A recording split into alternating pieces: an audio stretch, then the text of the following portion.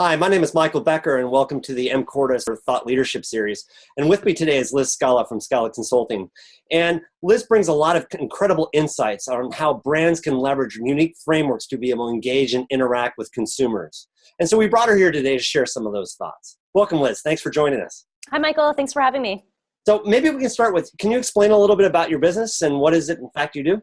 Sure. So I'm a marketing consultant, and we really focus on strategy, and we focus on the part of a business that really happens before you launch your product. So any type of business really needs to have these set pillars in place before they can be successful. Fantastic. And when we were talking previously and setting up today's call, you talked about positioning and messaging being really important. Can you explain a little bit about that? Yep, absolutely. So oftentimes, we see it all the time. No matter what kind of company this is, they think they have a great idea. They know they have a great idea, and so they go to market with it. But what is incredibly important to keep in mind, and for companies to really do the due diligence on, is to dig deep into what are the true unmet wants and needs of the people that they're trying to reach with this problem that they're solving.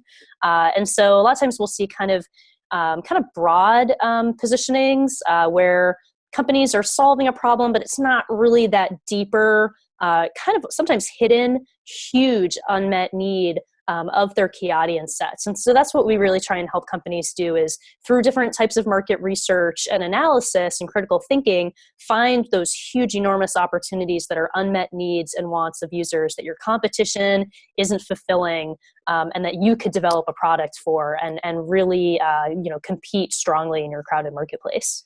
And then once people have done that effort, they then can start developing a messaging strategy around that and then find the channels to engage and interact with the consumer. Exactly. Yeah, exactly. So once we know what you are and who you're for, then we need to know and determine and develop how you're going to communicate to those people in a clear way that they find attractive yet easy to understand. Because it's often hard for us to see outside of the lens when we build companies.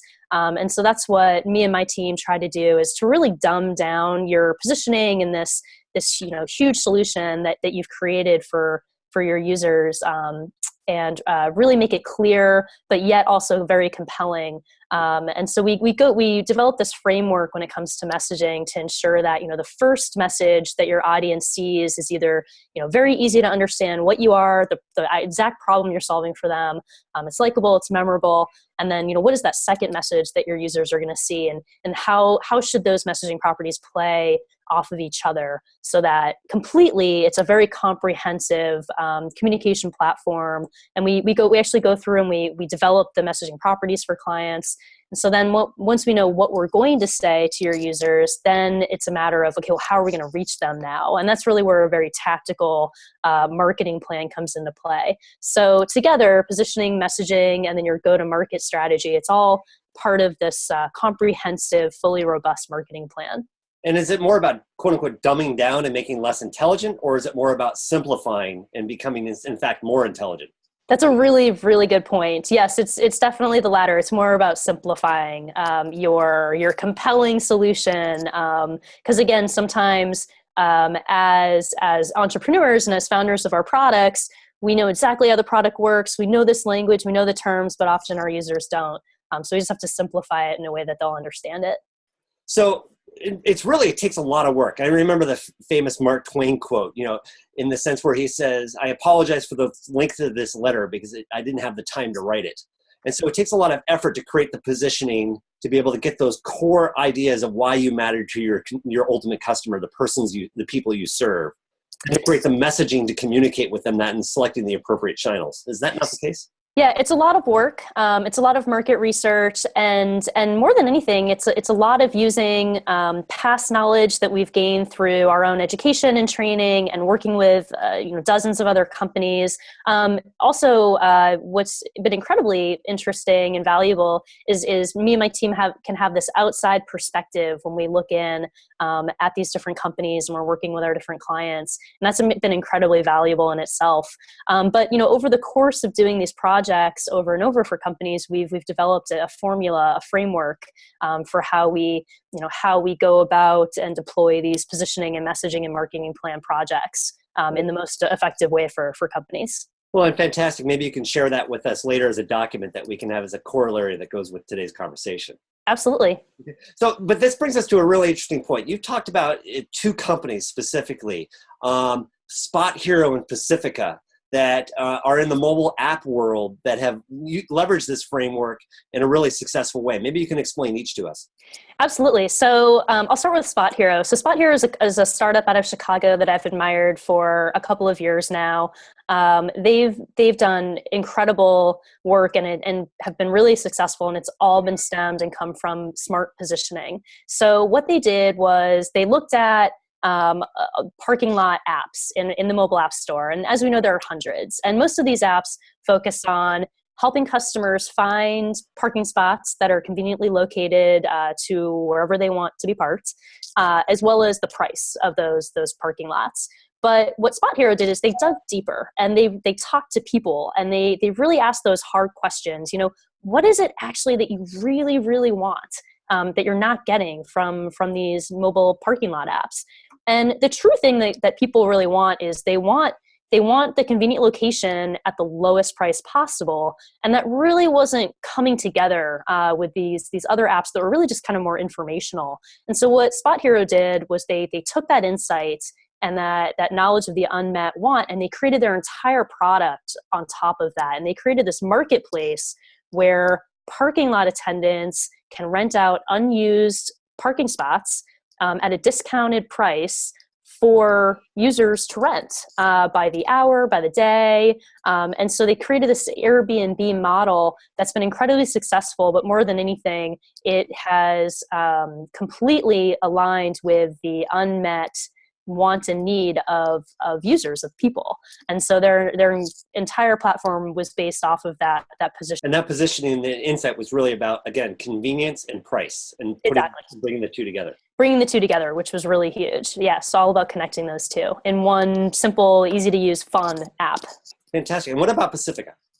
So Pacifica was a company that I was lucky enough to do a little bit of work for, and they were really clever, and a lot of it stems from positioning as well. So there are hundreds of mental health, de-stress, de-anxiety mobile apps in the App Store, and most of them focus on very specific methods. So there are apps that are specifically for meditation, or specifically for breathing exercises, or specifically for drawing, because people deal with anxiety and treat their anxiety in different ways.